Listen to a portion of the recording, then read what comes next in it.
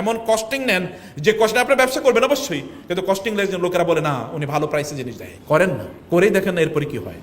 বারাকা তো এমনি আসে, আপনার ব্র্যান্ড দরকার না, আপনার বারাকা দরকার। এরকম বলবেন না আপনারা তো ইউটিউবের ভিডিওটি কোনো মাদ্রাসার নাম নাকি?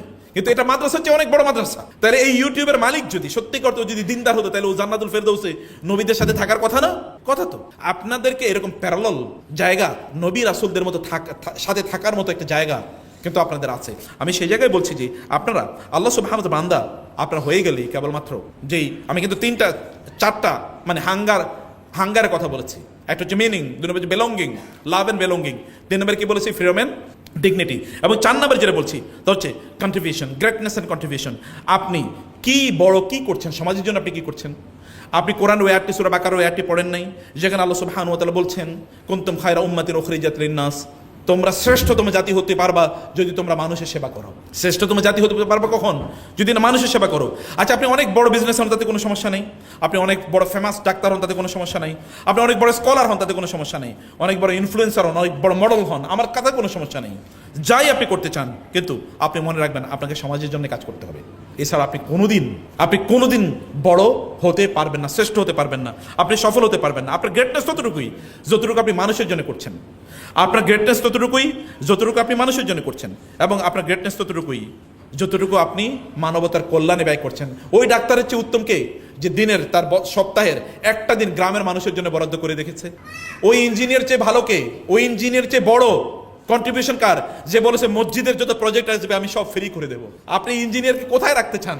এই ইঞ্জিনিয়ারকে নিয়ে ফেরেশতা তো সেলিব্রেট করবে। আপনি ওই ব্যবসায়ীকে কোথায় রাখবেন যে ব্যবসায়ী বলে যে আমার ব্যবসার প্রফিটের, এই যে আপনাদেরকে বলছি, আপনারা সিদ্ধান্ত নেন আপনার প্রফিটের 5 থেকে 10% আপনি আল্লাহর রাস্তায় দান করবেন, একেবারে মার্সিলেস কাট। প্রথম থেকে সিদ্ধান্ত নিয়েছেন, প্রথম থেকে করেন, কইরা দেখেন এরপরে কি হয়। আপনার রব বলেছেন মাসালুল্লাযিনা ইউনফিকুনা আমওয়ালাহুম ফি সাবিলিল্লাহি কামাসালি হাববাতিন আনবাতাত সাবআ সানাবিলা ফি কুল্লি সুমবুলাতিন মিয়াতু হাব্বা ওয়াল্লাহু ইউদাইফু লিমান ইয়াশা। যারা আল্লাহর রাস্তায় দান করে এদের অবস্থা হলো একটা বীজের মতো। একজন কৃষক একটা বীজ বপন করেছে জমিনে, ওই বীজ থেকে 7টা শীষ হয়, প্রত্যেকটা শীষে 100টা করে বীজ আছে। একটা বীজ থেকে সর্বশেষ কয়টা হলো? 700 বীজ হলো, একটা থেকে 700। এরা যারা আল্লাহর রাস্তায় দান করে তাদের উদাহরণ। সূরা বাকারা আল্লাহ তাআলা আরো বললেন যে ব্যক্তি যারা আল্লাহর রাস্তায় দান করে তাদের উদাহরণ হলো ওই ব্যক্তির মতো যার একটা বড় বাগান আছে বা একটা ইন্ডাস্ট্রি আছে, যেমন একটা ইন্ডাস্ট্রি আছে, একটা বাগান আছে, বাগানটা টিলার উপর, এখানে প্রচুর পরিমাণ বৃষ্টি হয়। বৃষ্টি হওয়ার কারণে তার এই গাছগুলো, বাগানের গাছগুলো এত তরতাজা থাকে, এত শ্যামল থাকে, সবুজ থাকে, যেখানে ডাবল ফসল হয়। অন্যান্যদের যা হয় তাতে ডাবল হয়।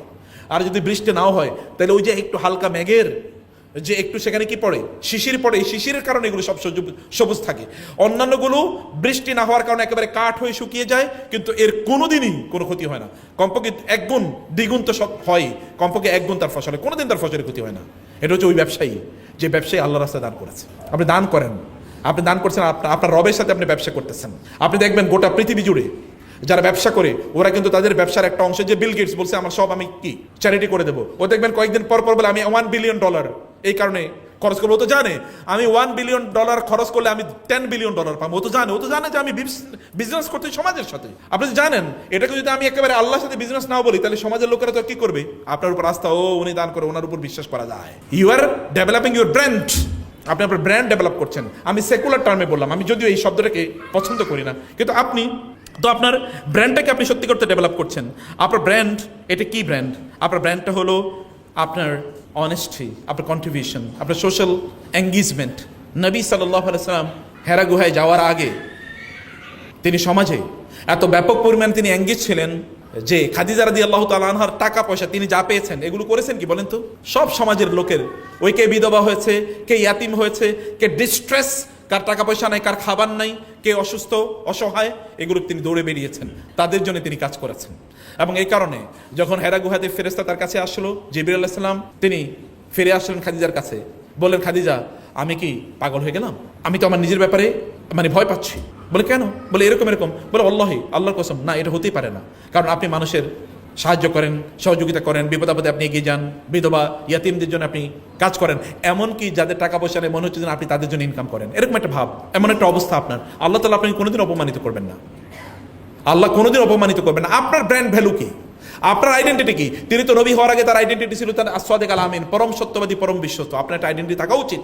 আপনি যখন ব্যবসা করছেন, যে আপনি যে ব্যবসা করছেন, আমি এখানে বলেছিলাম কিছু কথা, আপনি এমন ফেব্রিক দেন যে ফেব্রিকের মধ্যে কি এটা বাংলাদেশের সেরা ফেব্রিক, যেন আমরা বলতে পারি বা লোকেরা বলবে এর চেয়ে ভালো কোনো ফেব্রিক নাই। আপনি এমন কস্টিং নেন যে কস্টে আপনার ব্যবসা করবেন অবশ্যই, কিন্তু কস্টিং লেগে লোকেরা বলে না উনি ভালো প্রাইসে জিনিস দেয়। করেন না, করেই দেখেন না এরপরে কি হয়।